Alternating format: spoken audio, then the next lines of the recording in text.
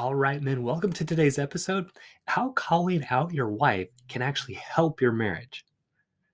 So, I want to start off with a client win. So, this is a guy in our private Facebook group. He says, I've had more positive interactions with my wife over the last few days than I've had in months. Being a man of my word has spilled over into my career, which has been a plus. I was honest and proactive trying to resolve a work situation. Finally received my authorization, trustworthiness validated. Regarding my intention to see people not as objects, I opened my heart and wallet today to a person in need, which helped me to practice unconditional love and giving without receiving. I feel my self worth cup is overflowing because it felt great to help this man that just needed a meal. So, guys, this is what the strongman system is about. It's about developing yourself in all areas. And, what we're going to talk about today is how when we stop worrying so much about what our wife thinks about us or all of that, we feel much better and we become stronger. Like he says, my self worth cup is overflowing because he did something he felt was good and right. Okay, not because his wife told him he did a good job or whatever. Excuse me. So, but here's the problem. We've learned a lot of things about confrontation that are problematic, especially as Christian guys, as guys in the Church of Jesus Christ of Latter Day Saints. We've learned to be nice all the time, right? Don't hurt other people's feelings, right? You are sort of responsible for the people's feelings around you, so don't hurt them. Be kind, be generous, be nice. Don't fight. Don't get into fights. And I think the biggest one is this idea of don't hurt other people's feelings.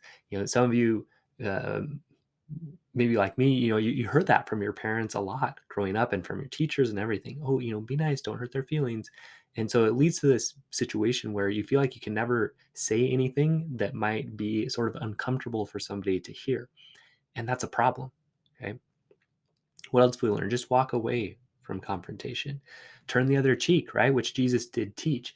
Um, but we're going to talk about Jesus a little bit more and kind of how he acted in certain situations, that he wasn't just always turning the other cheek and never saying things that were true that made other people uncomfortable, but were right. Okay, that's kind of the key here. It's not that we just go around being rude to people, it's that we're willing to make other people uncomfortable, risk the relationship when it's in integrity, when it's something that's true and right and good. Okay. Here's another false belief that we've been taught. Your wife is always right. Okay, you see this in movies all the time. Oh yeah, I'm always right. My wife's always right, or in TV shows or whatever.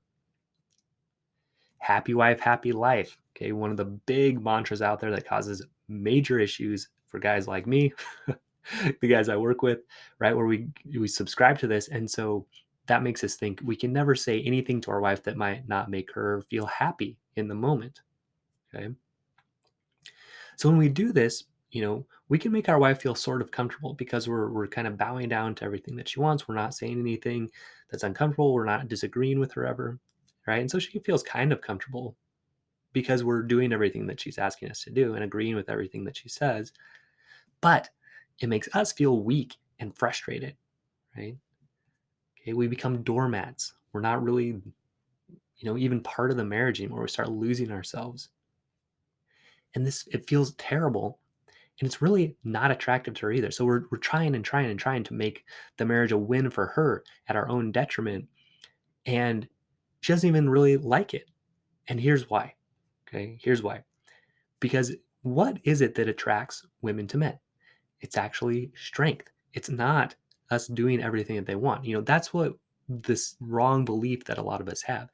The way to have a great marriage is just do everything that your wife wants, right?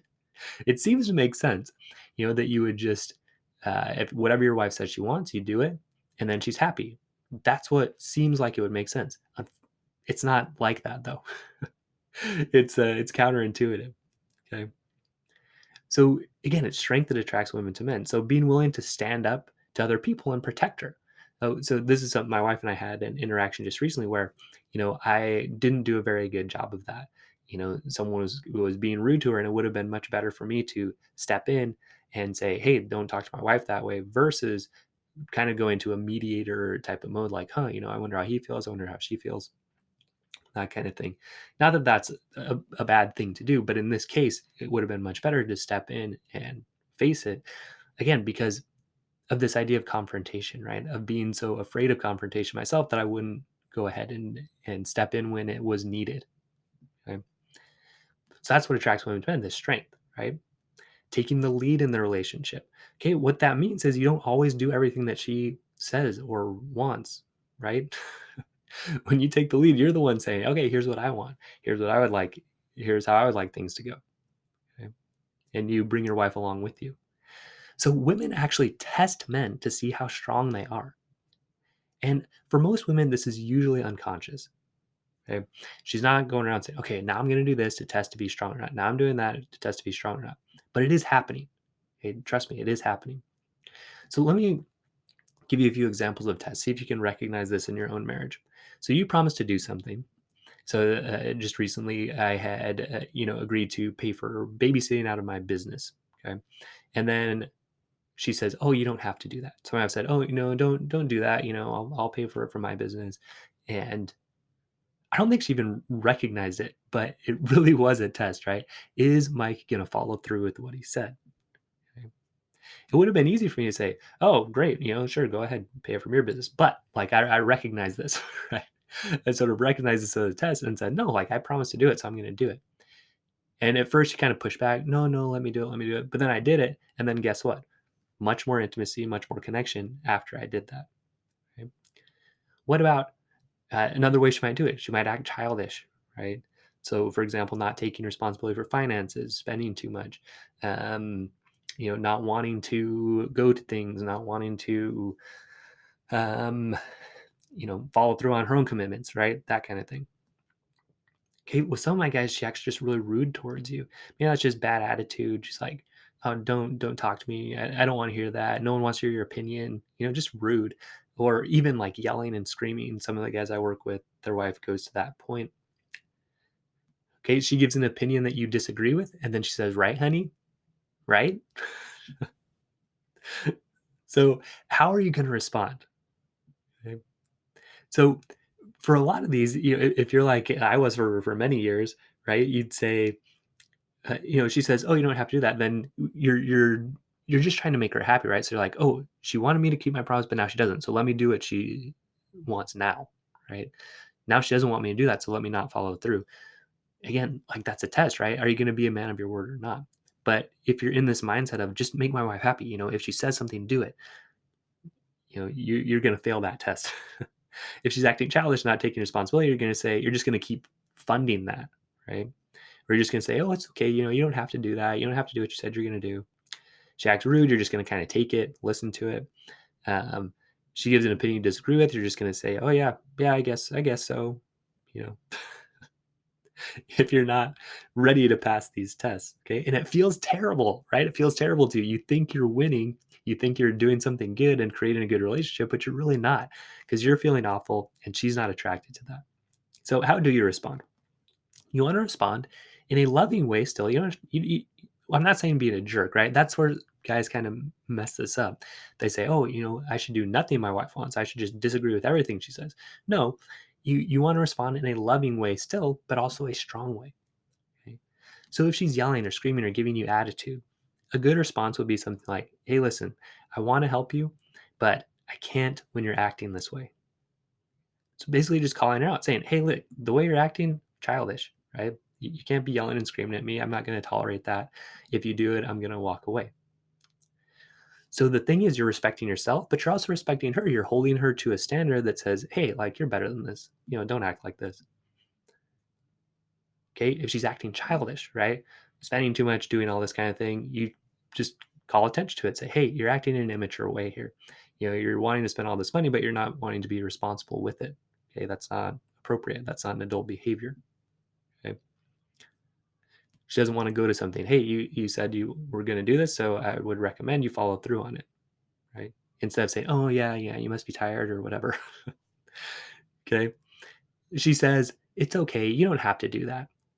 Right? You respond, you just do it anyway because you said you were going to. You follow through with your promises no matter what. Even if she said, "Oh no, no, you don't have to." You just do it because you said you were going to do it. Okay, that builds strength. Okay, when it's date night, you have an actual plan.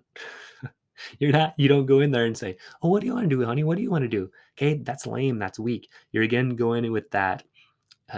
just trying to make her happy all the time pattern. Okay, guys, I used to do all of these things the wrong way. That's why I really want to teach them to you. So, this one where she says, "Right, honey? Isn't that right? Don't you agree with that?" You can say, "Look, I see your point, but I don't agree with that. I think this way." And again, so, you know, these actions, they're uncomfortable at first. They feel uncomfortable to you and they feel uncomfortable to her also.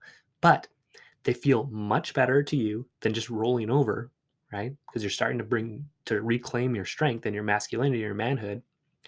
And they actually lead to much more connection and attraction. They really do. Okay, because you're being honest. So a lot of these have to do with you not being honest, right? So she's yelling, screaming, giving you attitude, and you're just sitting there. That's not being honest to yourself, right? That's not respecting yourself. She's acting childish and you're just funding it, or allowing it, or you know, encouraging it, or what's the word I'm looking for? Enabling it. That's what I'm looking for. You're enabling it. That's not being honest. Okay. She says it's okay. You don't have to, and you don't follow through. That's not being honest. Okay. It's date night. You have no plan. You're just trying to do what she wants. Again, that's not honest because you're not saying what you want to do.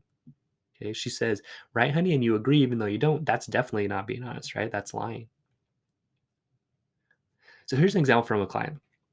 So after he says, let's call it boundaries day. I started setting boundaries. That created tensions for sure in the morning and started with an argument, quite live, in which I stayed strong and set strong boundaries. She even had a panic attack in the morning. Okay.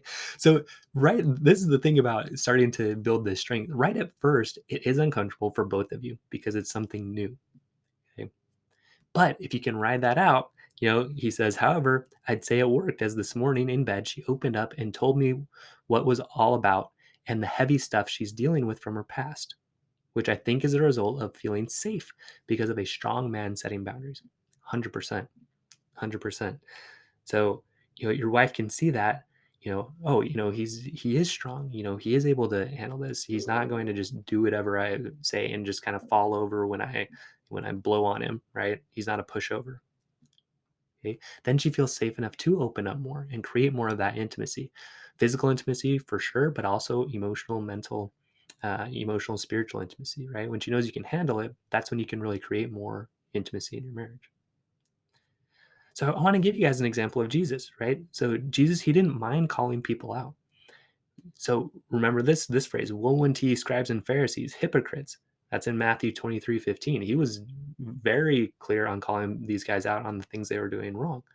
And again, it wasn't just to be a jerk, it's because it was a problem, right? And he needed to draw their attention to it. And this is towards Peter. He said, but he turned and said unto Peter, get thee behind me, Satan. Thou art an offense unto me. For thou savorest not the things that be of God, but those that be of men. Sharp, right?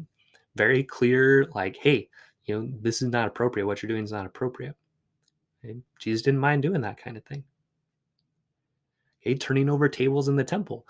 When it was something wrong and something problematic, Jesus took a stand against it. Okay? So again, this is the idea. He didn't just go around, shoving people over in the street, but when something was wrong and he needed to take a stand for what was right. And that's what you do. Even in your marriage, you take a stand for what's right, for what's honest, for what's true. Okay? He was honest and true to himself and to God, and that's how you need to be too. Right? It feels so much better, and it creates strength and intimacy and just such a better marriage when you're willing to do this. So, guys, in summary, calling your wife out, it feels uncomfortable at first. It really does. And it goes against a lot of what we've been cultured to. Be nice, happy wife, happy life, right? It goes against that. But it's a show of strength when you do it in a loving and strong way, when it's for something that's right, for something that's better. No, I want a better relationship than this. I don't want to tolerate being yelled at. I don't want to just lay down and do whatever you want all the time. I want to be an equal partner with you in this marriage. And I want to lead too and, create the direction for the family. Here's the thing, your wife, she actually wants you to take that lead. Okay? That's what's going to allow much more connection, much more intimacy, and physical attraction as well, sexual attraction as well. So that means disagreeing with her sometimes. I really this is so crazy, but, like, for a lot of years in my marriage, I thought my wife is right about everything, you know? She knows everything about cooking, about the kids, about, everything. Even if she didn't, right? Like, I have a lot of training in this kind of stuff, and I still was just like, "Oh, no, no, she knows better." It's crazy, right? I didn't respect my own opinions and my own, worth enough to say, "No, like, that actually isn't a good idea," or "That doesn't make sense, and here's why." Um, but now that I'm doing that more, we have just such a better marriage because of it. Okay, it means calling her out on things that are inappropriate. Okay, if she's acting or behaving in ways that are inappropriate, you draw attention to it. Again, not to be rude, but just to be honest, okay, and true, and let her know, hey, you could be doing better there, right? So she may not seem to like it at first. She's probably going to be kind of upset about it at first. Okay, but you have to abandon this idea of happy wife, happy life. If you're always saying, no, my wife can never be uncomfortable, she can never be upset, okay, you're never going to step into your own strength and disagree with her and call her out on things, which is what will create more passion and intimacy in your marriage. Okay. So she may not like it at first, but once you start doing it, she will love it and she's going to be attracted to it. Okay. But it comes later. It's usually delayed and usually not by that much, actually, a day or two, typically. Or like in this one, just later in that day. At first, wife's all upset, she's anxious, but then she realizes, okay, yeah, my husband is strong and I can trust him with things. Okay.